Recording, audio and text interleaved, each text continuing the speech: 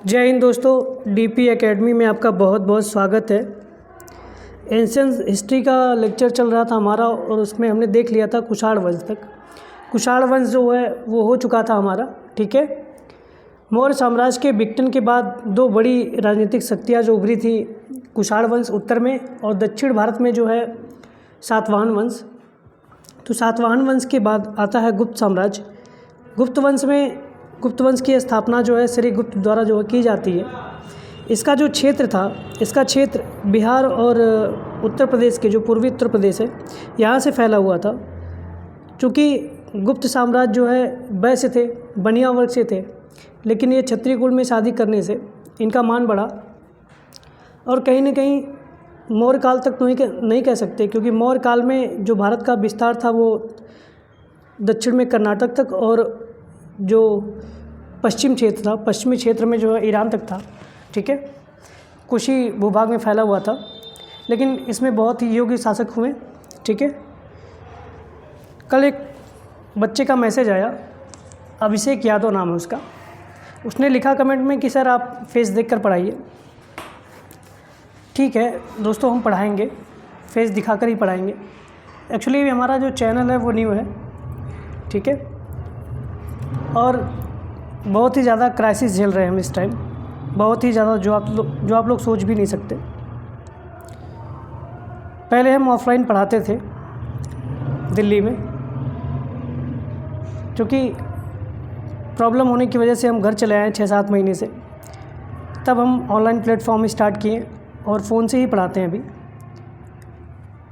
और सब कुछ अच्छा रहा तो डिजिटल बोर्ड लेके भी पढ़ाएंगे। क्योंकि जो बड़ी कोचिंगें होती हैं जैसे दृष्टि, चाणक्य, जीएस ग्लोबल है, ध्येय है, बड़ी कोचिंगें जो होती हैं उनके पास कंटेंट राइटर भी होते हैं और साथ में टीचर भी बेहतरीन है उन लोगों के पास जो उपलब्ध है, ठीक है।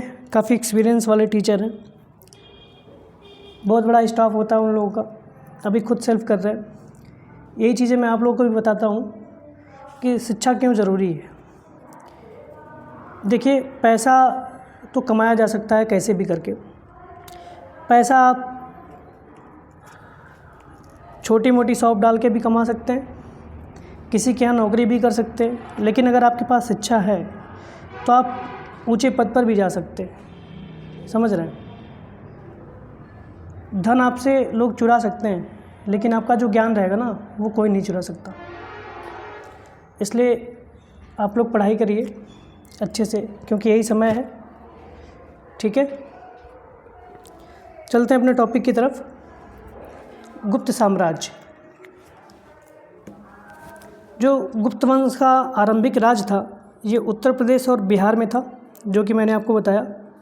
संभवतः गुप्त शासकों के लिए बिहार की अपेक्षा उत्तर प्रदेश अधिक महत्व वाला प्रांत था, ठीक है।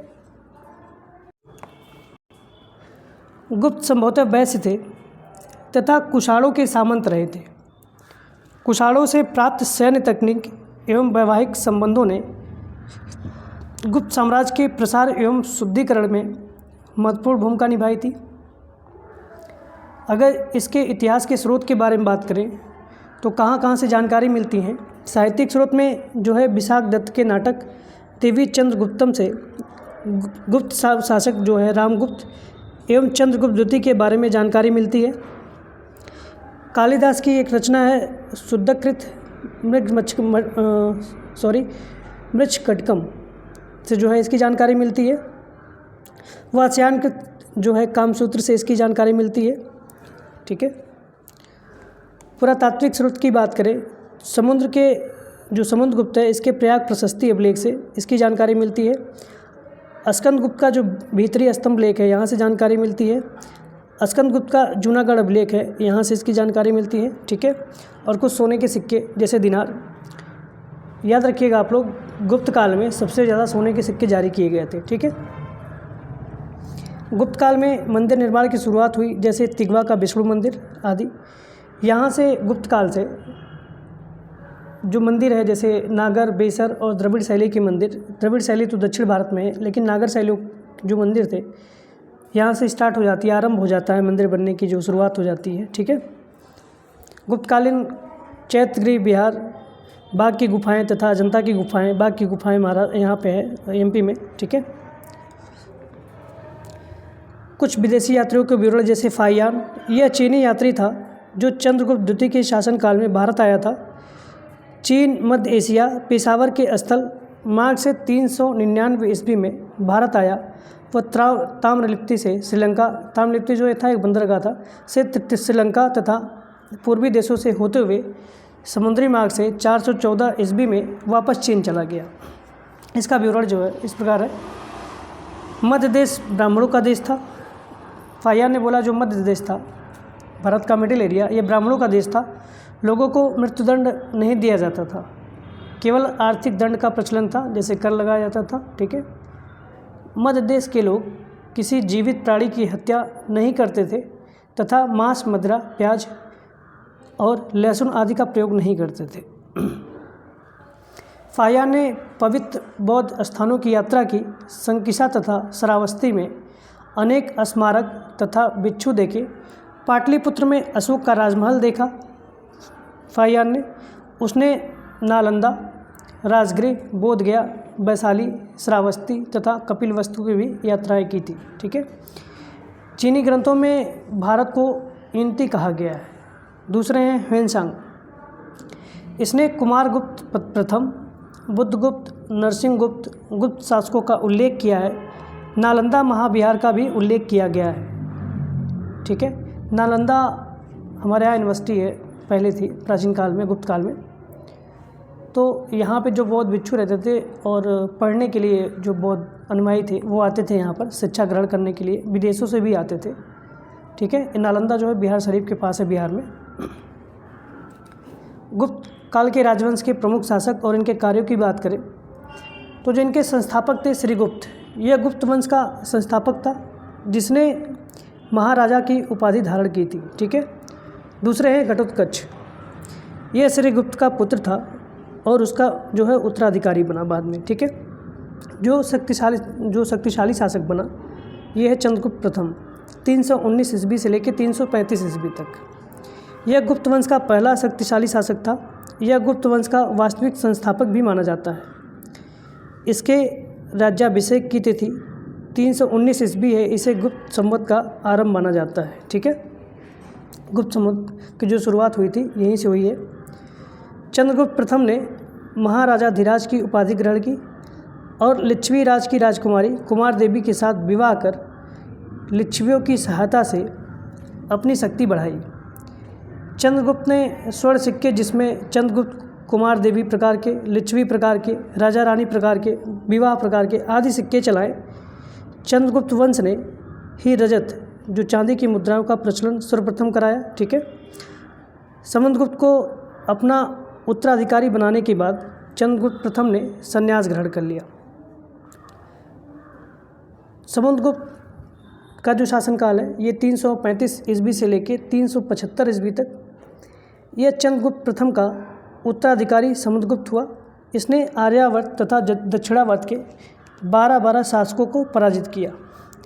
इन्हीं विजय के कारण इतिहासकार विसेंट स्मिथ द्वारा समुद्रगुप्त को भारत का नेपोलियन कहा जाता है, ठीक है। जो भारत का नेपोलियन किसे कहा जाता है? समुद्रगुप्त को। समुद्रगुप्त के दिग्विजय की जानकारी उसके दरबारी कवि हरिशेर द्वारा रचित प्रयाग प्रशस्ति, जो इलाहाबाद प्रशस्ति स्तंभ लेख से मिलती है। इसके अलावा एरण स्तंभ लेख, गया ताम्रफलक एवं नालंदा ताम्रफलक आदि से भी समुद्रगुप्त की विजयों की जानकारी मिलती है, ठीक है। समुद्रगुप्त की कुछ मुद्राएं हैं, जैसे गरुड़ प्रकार की, धनुर्धारी प्रकार की, ठीक है, परशु प्रकार की, अश्वमेघ प्रकार की, बागढनन प्रकार की, बीड़ावादन प्रकार की, ठीक है। नेक्स्ट है समुद्रगुप्त का जो सैन्य अभियान था, ठीक है, इसको देखते हैं। समुद्रगुप्त ने सर्वप्रथम उत्तर भारत के 3 शक्तियों को पराजित किया, जिसके अंतर्गत नागसेन, अच्युत एवं कोतकुलस शासकों को हराया, ठीक है। दक्षिणापथ के राज्यों में 12 राज थे। पहला कौशल, दूसरा महाकांतर, तीसरा है कोरल, पेष्टपुर, कोट्टूर, एरण्यपल, काची, अमुक्त, वेगी, पलक, देवराष्ट्र एवं कुरुस्तपुर, ठीक है। समुद्रगुप्त ने दक्षिणापथ विजय के लिए 3 नीति अपनाई।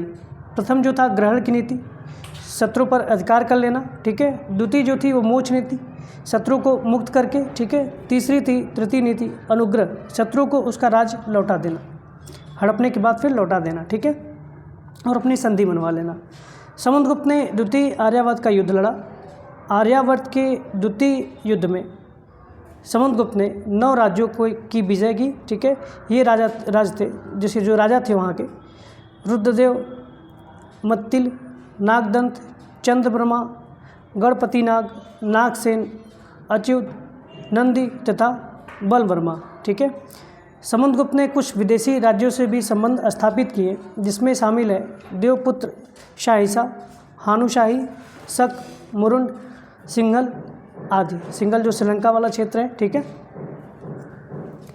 समुद्रगुप्त की विजय की जो नीतियाँ थी, राज्य प्रस्फोदरण की नीति, मगध के आसपास के राज्यों को पराजित कर उन्हें अपने राज्य में मिला लिया गया, ठीक है। सर्व करदानाकरण की नीति, यह नीति सीमांत क्षेत्रों के लिए थी, ठीक है। परिचारीकृत नीति, आठविक जनजाति राज्यों को सेवक बनाने की नीति थी। ग्रहण मोक्षानुग्रह नीति, दक्षिण के 12 राज्यों को जो संघ थे उसको पराजित कर उन्हें उनके राज्य सौंप दिए गए थे, ठीक है। कायनपायन नीति, विदेशियों को पराजित कर उनके साथ वैवाहिक संबंधों की नीति थी, ठीक है। समुद्रगुप्त के अन्य कार्य या विशेषताओं की बात करें, अश्वमेध यज्ञ इसने करवाया था। अपनी विजय के पश्चात समुद्रगुप्त ने अश्वमेध यज्ञ किया तथा अश्वमेध पराक्रम की उपाधि भी धारण की थी, ठीक है। समुद्रगुप्त विजेता के साथ साथ कवि, संगीतज्ञ तथा विद्या का संरक्षक था। इसने कविराज की उपाधि धारण की। यह एक बीड़ा वादक भी था, इसको बीड़ा बजाते हुए देखा गया है, ठीक है। समुद्रगुप्त ने व्याघ्र पराक्रमक की उपाधि, अप्रतिरथ की उपाधि, पराक्रमांक की उपाधि आदि धारण की थी, ठीक है।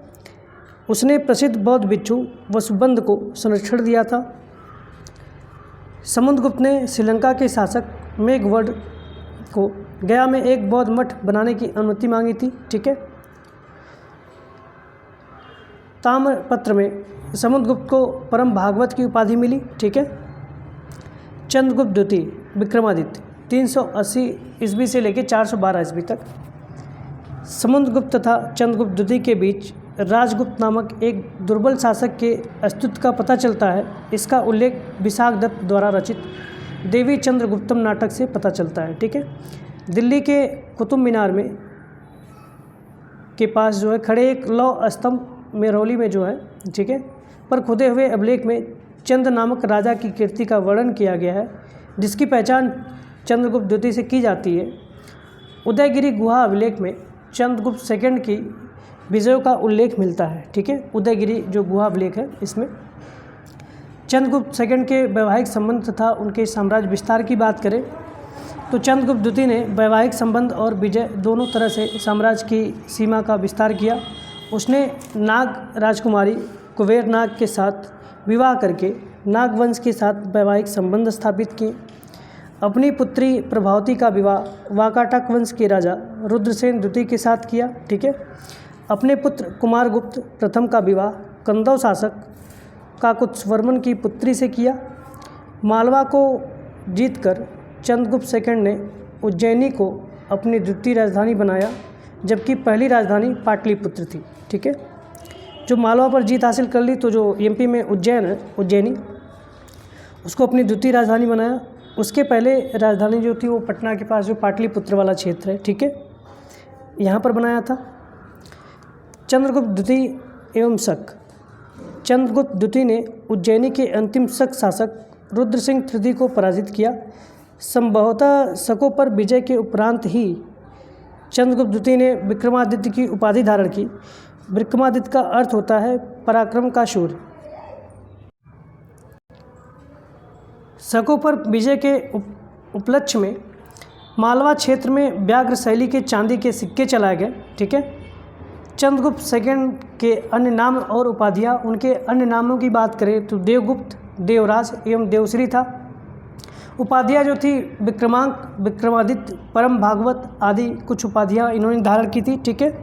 चंद्रगुप्त द्वितीय में कला और साहित्य की बात करें तो चंद्रगुप्त द्वितीय के दरबार में 9 विद्वानों की एक मंडली निवास करती थी जिसे नवरत्न कहा गया है। ये नवरत्न निम्नलिखित हैं। ठीक है। पहले कालिदास एक साहित्यकार थे। धन्वंतरी जो है आयुर्वेदिक चिकित्सक थे।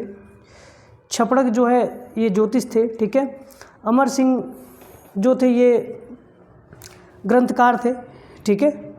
शंकु का कुछ पता नहीं है। बेताल भट्ट जो है न्यायविद थे। घट करपर जो है व्याकरणाचार्य थे ये। ठीक है। 12 मिहिर गणितज्ञ और खगोलविद थे। बरूची जो है ये भी व्याकरणाचार्य थे।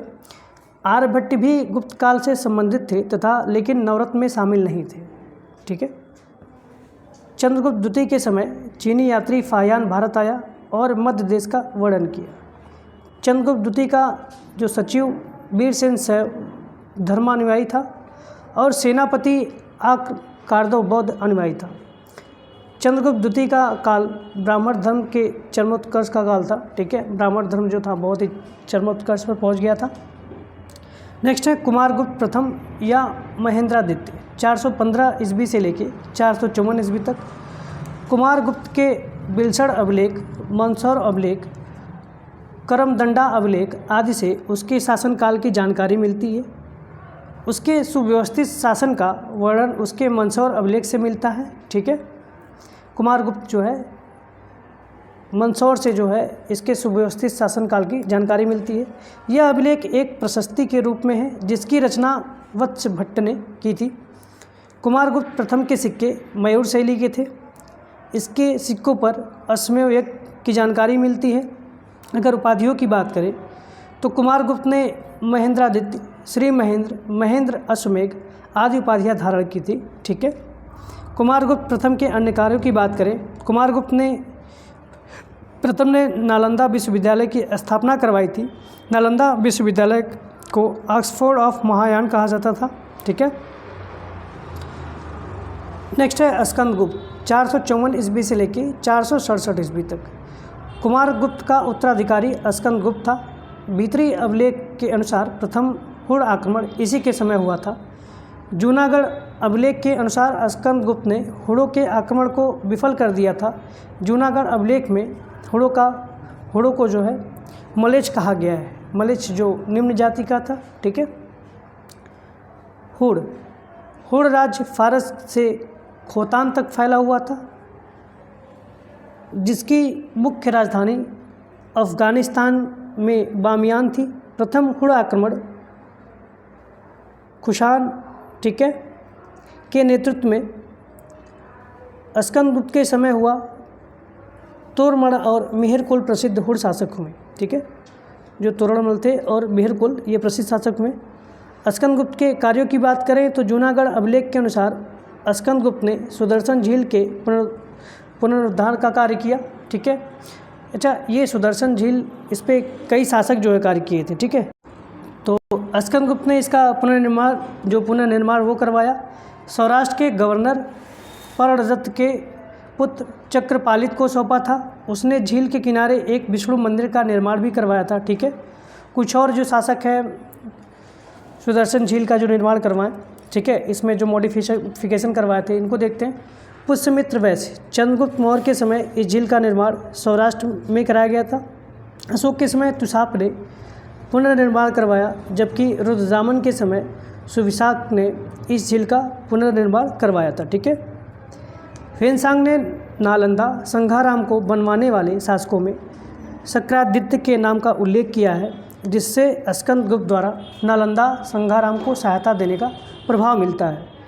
स्कंदगुप्त ने वृषभ शैली के नए सिक्के जारी किए। स्कंदगुप्त ने 466 ईस्वी में चीनी सम्राट सांग के दरबार में एक राजदूत भी भेजा था। ठीक है।